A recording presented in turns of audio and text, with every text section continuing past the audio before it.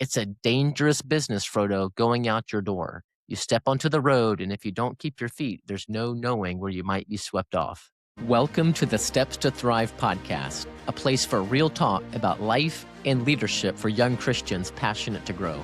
I hope you're having a great day and growing in God's grace. So today's question is a fun one. A young man asks, what has endurance sports taught you?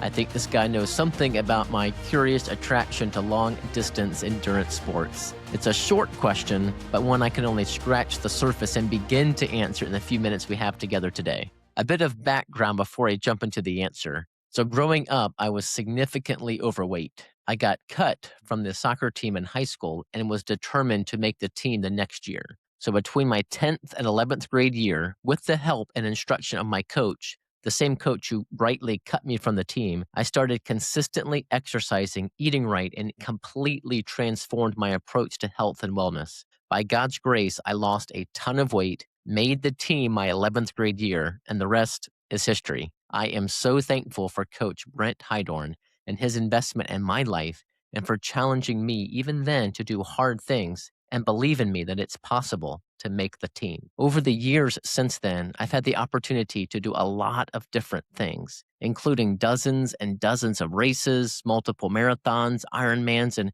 most recently a project called the Iron 40, an event to complete 4 Ironman distance triathlons in 4 days to raise $1 million for student aid. But we'll save that story for another day. To answer his question about what I've learned a lot from endurance sports, much more than just how to swim, bike, and run faster or longer. The many hours and countless early mornings have taught me so much about myself, about others, about hard work, and ultimately about our Creator. First, what I've learned about me, I don't naturally like hard and uncomfortable things, but the longer you stay in a zone of discomfort, the larger your comfort zone gets. Your comfort zone often expands to where you choose to endure discomfort.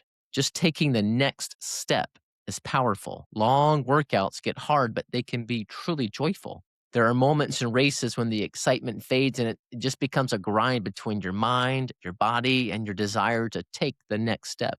It's often where I've learned discipline, where I've grown in perseverance, and over time, my mind and body adjust to that level, and I've been able to keep growing as I simply keep going. Second, endurance sports have taught me about others and the power of doing hard things in community. Some of my best conversations, encouragements, and friendships have come during early morning long runs or bike rides when we're sweating, laughing, hurting, and in pain, yet pushing each other to endure. There's something about doing hard things together that builds deep connection. And you learn to encourage others when they're struggling, and you learn to receive encouragement from them when you need it. I'm not naturally funny like some of my running buddies, and often I'll just be running along listening to their banter and jokes, and I'll be cracking up laughing as we're several miles into a long run. It's a blast. So thankful for those guys. Third, and most importantly, endurance sports have truly taught me about God, our creator and sustainer. I spend a lot of time thinking and praying while exercising, and I try to utilize that time when I'm not exercising with others and I'm exercising by myself to listen to sermons, podcasts, music, and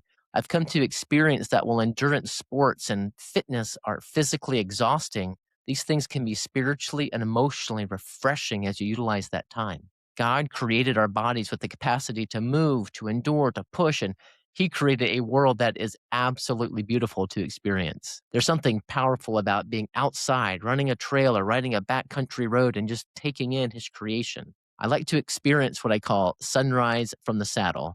When I start a bike ride in the dark and end in the daylight, I get to see the sunrise. And it's especially beautiful and meaningful when the sun is rising as I get to the top of Paris Mountain, a local mountain here in Greenville, South Carolina.